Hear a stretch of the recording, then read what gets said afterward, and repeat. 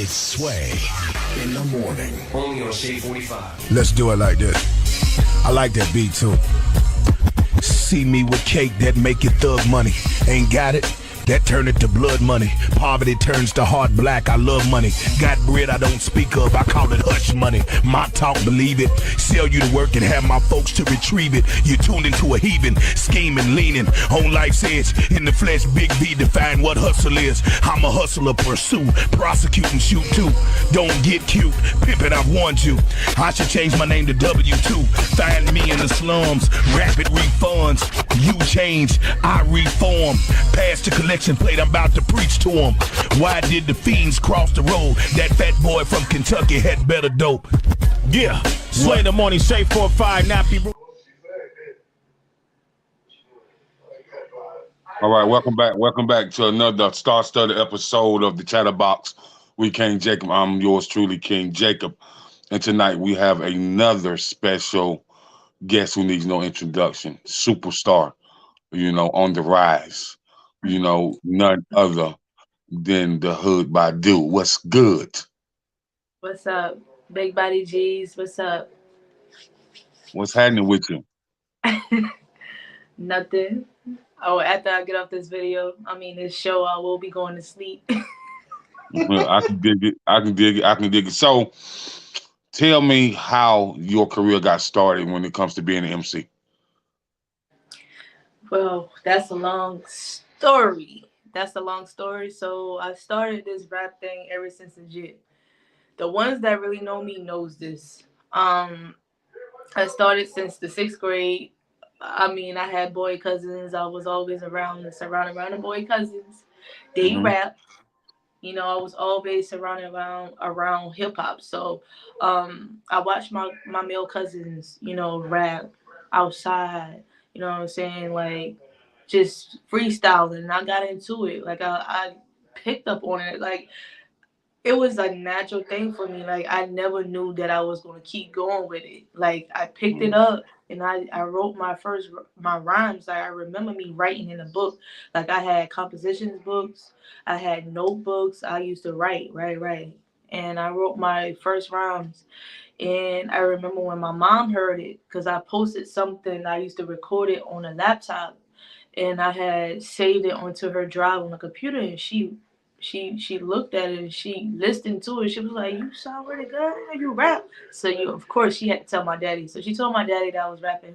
I was hiding it from him at the time. I didn't want him to know. You know what I'm saying? Mind you, my daddy was military and he was very into his kids. Definitely me. I was his baby girl. Only baby girl. So he found out I was rapping and all that. He liked it. He wanted to hear more. So I used to hide it from him more. But that's when I really got in my shell with it. So I only started letting my friends hear it. And I remember when I used to share it, this is when the Scoops was out. I don't know if you remember the Scoops and Razors, the phones. And I used to record it on the voice notes. And I used to share it to my classmates, because we used to be in group chats and stuff. And they used to be like, "Yo, that's fire, that's fire." I kept going. Got to high school, kept it up, I started doing talent shows. I started just recording. I started my YouTube. I've been had a YouTube ever since 6th grade. Literally 6th grade. This is before YouTube got really popping and paying people.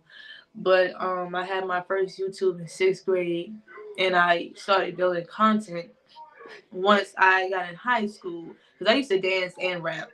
I don't really dance like that no more, freestyle dancing, but I still do the rap thing. But I used to upload content all the time. Share it on YouTube. That was my thing. Share it on YouTube. Share it on Facebook. People know me for doing it for years. So now I'm in senior year. Senior year, I stopped doing it like that. I was more into the modeling and still dancing or whatever. Went to college and work. I stopped music for 3 years. Once I came to Charleston, that's when I started, and that was the year of 2019. That's when I started back. I remember I was at this African store down Dorchester Road, and me and my cousin was we were supposed to be going to some African ball, right? So me and my cousin had went in a store and we was trying on African dresses. And this guy named Colors. I don't know if you're familiar with Colors.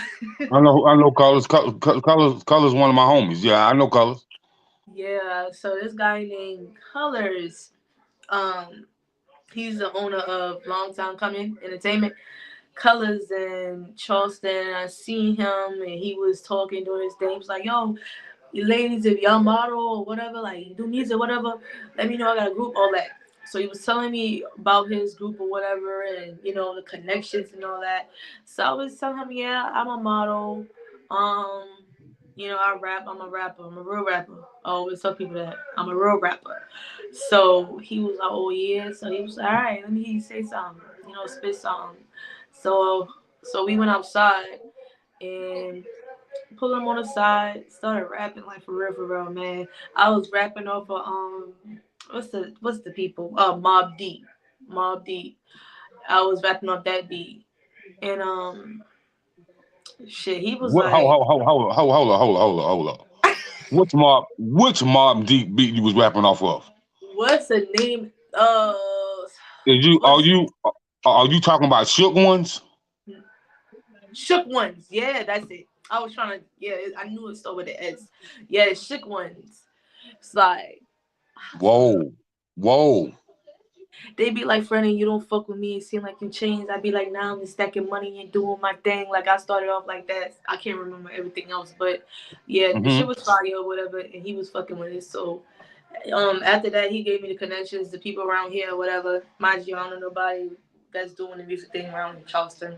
So, like, I started being around the people and his peoples or whatever. And I got connected. Like, I used to do a few shows at 77 Garden Grove, but I expanded out or whatever. Uh, I was doing studio time with Studio J. Shout out to Studio J. That's my dog, Studio J or whatnot. And I mean, I've been working with Studio J for the longest. Actually, he was the one that I was recording all my music, the ones I have so far with, and some of the features or whatever. But yeah, like we been putting in that work. Like he known me ever since 2019. Like he see me grow. He see me grow. Like for real. I can honestly say that. So when I first of all, my first rap name was Little B. Let's get into that. My first rap name was Little B, and this is when I was like when I said I was in middle school. My name was Little B. Then I changed my name to Franny G's, and when I came to Charleston, I was Franny G's. I used to have this saying, yeah, yeah, yeah, yeah, yeah. I used to be like, yeah, yeah, yeah, yeah, yeah. And I remember when I had recorded a remix to Chun-Li, Nicki Minaj song. Um, After that, let's see. When I before so my EP that I dropped last year, it was 2021. I dropped that. Yeah, I dropped that. I dropped that in 2021. Yeah, it's Yeah, I dropped 2021 it in 2020. because I remember talking to you. Yeah, time has really been going. See, I can't even remember. But 2021, I dropped the Hood Badu Volume 1. Make sure y'all download that. Um, before, so when I dropped that album, I made sure I changed my name, and that's when my name became Big Body G's, and I'm also known as the Hood Badu. So why I wanted to change my name, I wanted to change my name because it was more attractive. Also, I grown out of Franny G's because Franny is actually my name and what they call me. So I actually grown out of that. And then also Big Body. A lot of people gonna think because of how thick I am or whatever, but I mean it's a part of that too. But it's not really because of that. It's mainly because everything I do is big. You know what I'm saying? I'm 5'2", fun size female. Everything I do is big, no matter what I do. So that big part represents me as a whole of my spirit and how I feel. Like I'm not small. Nothing I do is small. Everything I do is big. And I just added the G's to it. I kept the G's with it. So that's what, Big Body G's really stands for. Um, it's more of a confident thing, keeping that confidence. Um, the Hood Badu came from how I am inside as a person. It's really deep. I am the hood version of a Badu woman. Like I'm trying to, like, I created that name because I wanted to keep everything as a whole for like who I am. Like I didn't want to separate anything. I'm hood, so I want to keep the hood in it. I'm a Badu woman, I want to keep the Badu in it. You know, it's all about character at the end of the day. And I try to keep that character that I am, that is real. I try to keep it in me and try to make some type of connection within my music and who I am with my name. So that plays a big part with that. Yeah, Okay, man. I can dig it. I can dig it. So I'm listening to the EP, and let's talk about the single on the EP, "Entanglement." Uh, Yeah, yeah, yeah, yeah, yeah, yeah, yeah. So, let's talk about the format, the creativity, and how you came up with it. So, question, is that your favorite song? It is. Yeah, a lot of people love that song. That's why I asked that. It's between Entanglement, Selfish, and Save It. Some people like Save It a lot too. But oh Lord, it's matter of fact, I can't even say that. It's every song on that EP, somebody love it so much because a lot of people like Tippy Toe. For all the freaks out there, they love Tippy Toe. But for Entanglements, you said, hold up, ask that question again. Um, like, how did you come up with it, and what was the creative process of you coming up with it, and why did you call the song "Entanglement"? All right, so I called the song Entanglements because I was definitely in an entanglement situation. That's the true story. Um, it was, I came up with it because it was two experiences, and I was dealing with a person, and we was just we had a bond, I have a bond with each other, but it was just dipping and dabbing. It wasn't really a stable situation, but the connection was stable, but the situation wasn't. So it was like a part, I played a part where I was just dipping and dabbing with that person. It wasn't really mine. You know what I'm saying? Like it was a bunch of Mm, entanglements. Like you got all these feelings all over the place, and me, I got feelings for you, but at the same time, I'm kind of all over the place, not dealing with multiple people, but my feelings itself is like, oh, should I fuck with you? Should I not fuck with you? But you actually dealing with these different people with feelings, and it's just all mixed up. So I call it entanglements. It wasn't no freak shit like Jada and August now, but man, I it hope wasn't not. no free shit like Man, this in August, because most people ooh, probably thought that, but nah, like it was definitely like a definitely an entanglement in my own situation where it was some mixy shit. Like we was just all mixed up. Like, and I mean, person claiming they have, want to take it to the next level with me, but at the same time they telling the next chick this and the next chick that and the next chick that, and it wasn't combining. So it's just like I had to, and it was a breaking point for me because honestly, while I wrote that whole EP, well, most of the EP, like at least the three songs, because Save It is for the same situation basically too. Save It is definitely for that too. So I was definitely in my feelings, making like saving it entanglements, and I was just expressing how I felt at the moment. It was a really mixy situation, so it was definitely an entanglement. okay, okay, okay. I can dig. But the track hot, and you saying a lot of things in that track. I was like, oh wow, she wow, oh my. So, hey, I was like, okay then, okay. So, I want to ask you about that. And so, I see you work with a lot of photographers, and you did a lot of photo shoots, did some print work, and all the above. So, how did you get into the modeling aspect? Modeling was one of the, no, I can't say first. They were doing that shit for a long time. I've been was into modeling. I always loved to take pictures. I was always that girl in high school. People were like, "Oh my god, you upload a picture every day." Yes, I was that one. I love the camera. Like I love to stay in the camera. But um I got into modeling. What was my first shoot? I think my first shoot was with a girl from Orangeburg named Elise. I don't know if you heard of her, Elise. Hmm. You heard of her before? I have.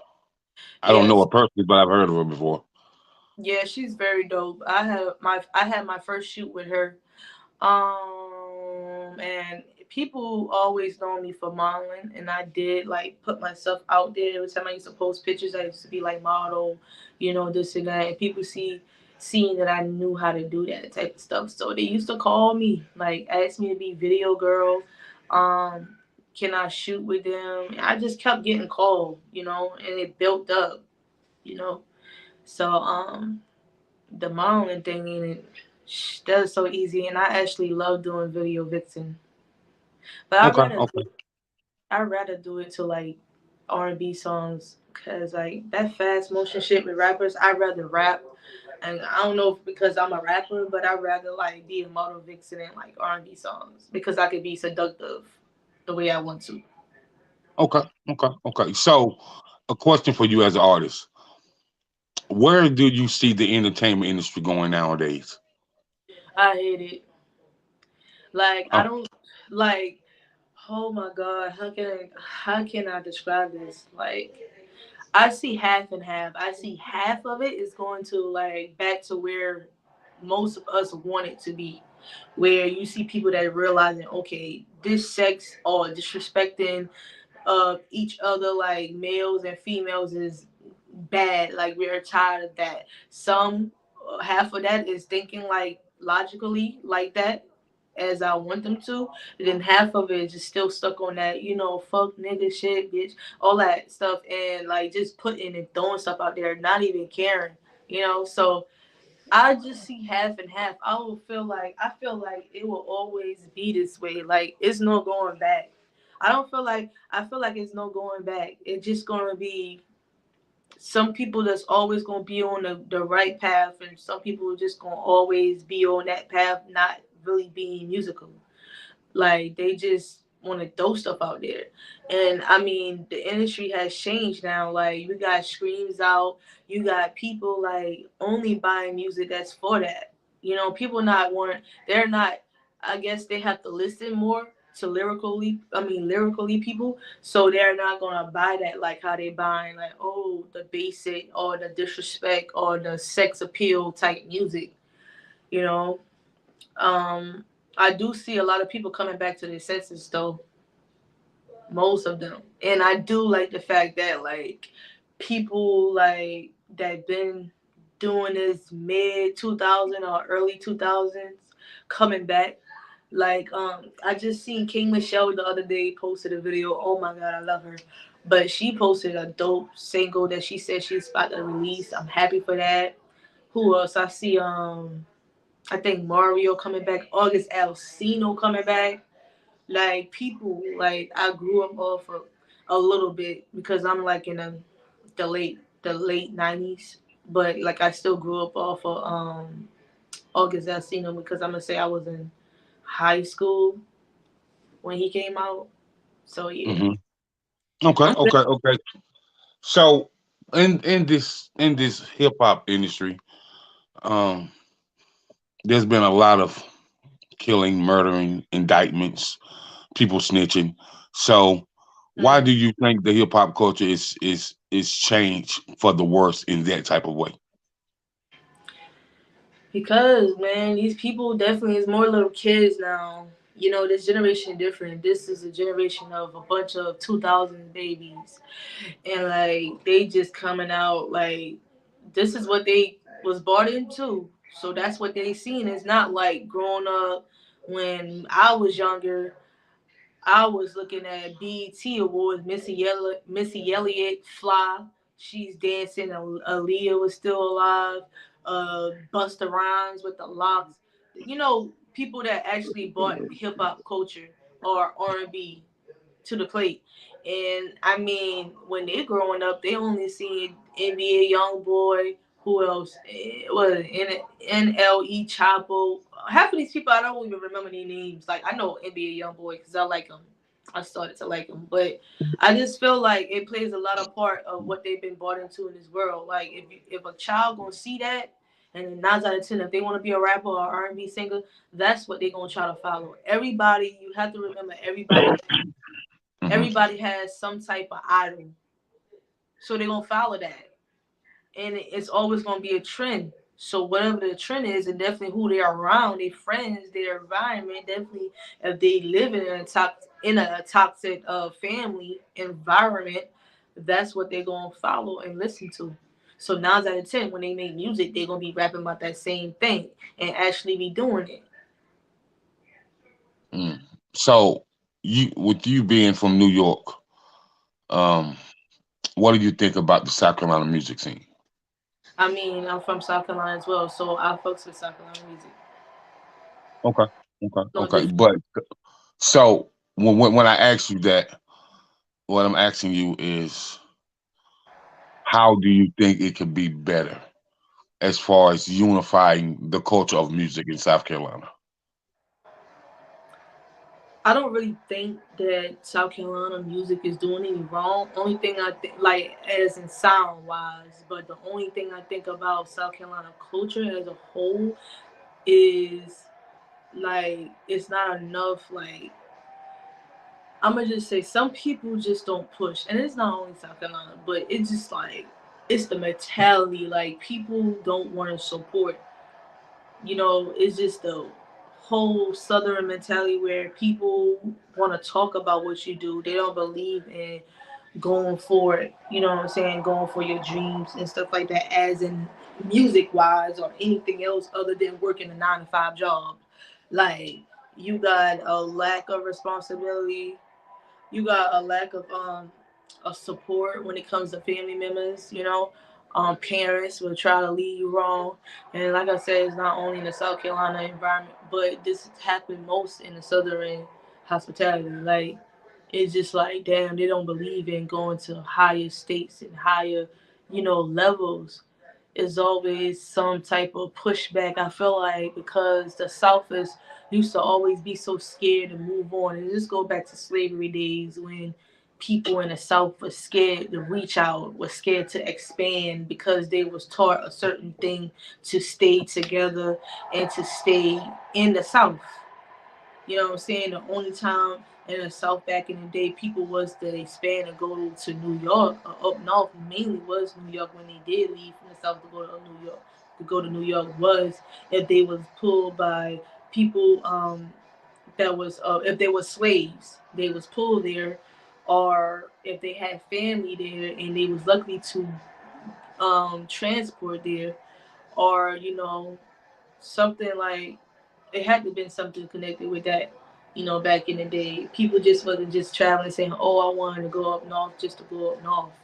You know what I'm Hmm. saying? Now it's like that, but back in the day, it wasn't like that. It was taught that you stay in the South and you go around your family, and that's why most people be like, I want to stay here. I was born, raised here. I want to stay here. So that's how that goes. Like, most people is not as confident to just expand. Like, you can always remember where you came from, but now it's different. But now niggas is going out, but like it's just, and some people just want to keep that Southern hospitality. So Yeah, want to yeah. keep that South Carolina stuff. They can't be. They're not the type of people that you could be from South Carolina, but you could be anywhere comfortable. Like, I could go to L.A., I could go to New York, I could go to Florida, Hmm. like, and still be comfortable. Me personally, I could go to New York, I could go to anywhere and still be comfortable because I know Okay, how to okay, talk to okay. people and adapt. You have to know how to adapt, definitely, if you want to be an artist or anything dealing with any type of entertainment. Right, right. So you and I spoke recently before the new year ended, and you was telling me that you're breaking into the film industry. So tell me, how did that come about? Talking about like filming in movies and stuff. Yes. I got asked. They can't remember the person who asked me first, but I was asked like, have I ever done a movie? And I was like, yeah, I did like skits and stuff and video vixen, and I actually got into it. I was actually doing something last year with a guy named Nana. He's from Africa, and we was doing the brothers. We was shooting the brothers scenes. It's a little show that we was doing. And we getting back to it, but it has paused for the moment, for the time being, and like that's why I was in doing that. I actually have something else coming up. I'm not going to speak about that right now until like until I know for sure. But something else is coming Mhm. up. So stay tuned. Um, I'm trying to get more into movies because that's exactly really what I want to be. I want to be just to continue the modeling, entrepreneurship, and to be an actress. That's when I'm doing music, but not really like cutting ties with that. I just want to really like if I do anything involving music, I'll perform my old songs or whatever if it's possible. But I would like to like work with an artist, at least one, and try to put them on. Because sometimes as an artist, like if you really into that and that's really your love and that's what you're known for, sometimes you don't never want to stop. But you'll probably stop with yourself, but you may not want to stop in your heart. So you'll open up to like help somebody that you have faith in and you see the talent in them. And that's exactly what I want to do. Because I know what it takes and I damn sure got the connections. Okay, okay, that's what's up. That's what's up. So, what what do you want your fans to know about you? I want them to know that I'm very down to earth. Let me stop. They see that, but I want them to know that I want them to know that the music is not easy. Being not even about the music, just being into entertainment business is not easy. So before you try to jump into something, make sure it's something that you really want to do.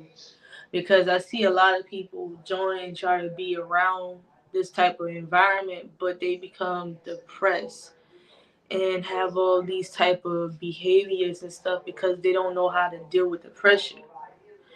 Like um Summer Walker, I know she didn't choose her life, but her anxiety, you know what I'm saying? Shout out to anxiety because I have anxiety, but I do a hell of a good job hiding it. But some people are not that way and like they just be around the entertainment or doing whatever, but they're not built for it. So please try to be mindful to not just do it just to do it because everybody doing it as a trend. Also, for the ones who is doing it, I want them to know to keep their head up and you got it. And if you truly feel like this is something in your heart that you really want to do, keep going. Don't worry about what nobody else will tell you because you will get discouraged, and you won't. The more you hold back, the longer the wait. You might as well do it now because when you get older, you gonna realize that hey, it's a lot of shit that I wanted to do back then. Now it's not too late because you always can still do it, but it is kind of too late. It's levels, and the timing means everything. So And so, how do you plan to use your art form to help the youth, or to teach the youth that you can create your own lane and you can have a creative process and you can inspire other people? How do you plan to reach your community as well as the youth? later on, I was thinking about starting a podcast with my homegirl. Like I wanted to talk about. I really had two directions I wanted to go with, but if this was to be the case, I would probably create a podcast on talking about how to build your music and how to do that, like how to go about like being in certain lanes and what to do and what not to do. Um, in interviews, spread the word. I can also do that, and like sometimes you know how you can spread the word anyway now. Um, like on YouTube, not YouTube, Instagram, doing the reels and stuff. Positively videos and stuff like that. It's all type of ways, man. I'll figure it out, but that is something that I am looking into. later on down the line. Okay, okay. So when it comes to you, what does your future hold? What should we expect from you in the future? What should y'all what should y'all expect from me in the future? Yeah. Yes. A lot.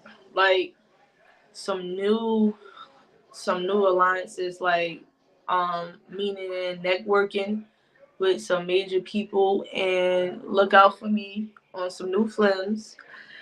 And I am getting in the gym, so I'm about to be for y'all TO with some new with some new photo shoots and everything else.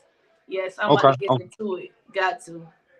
Okay, that's what's up. So before we cut out of here, um, tell people how they can follow you, how they can keep up with you, how they can contact you, and how they can do business with you. Y'all can follow me. So I'm on everything. Y'all can follow me on Twitter at the Hood Badu. Follow me on Instagram. I am Hood Badu. Um, YouTube, of course, type in Hood Badu or Big Body G's. My battle rap videos and me as a whole with music will pop up. Anything I'm involved in. Um, on my Facebook, I have like 3 pages, but anyhow, you can type in Hood Badu or Franny Badu, and that's it. Okay, okay, you heard it first, man. The Chatterbox became Jacob with the lovely, Big Body G's, aka the Hood Badu, and tell them where to go cop your EPX. Cop my EP on all platforms. That is the Hood Badu V1, stands for Volume 1. Also, I just dropped my new single, Mercy.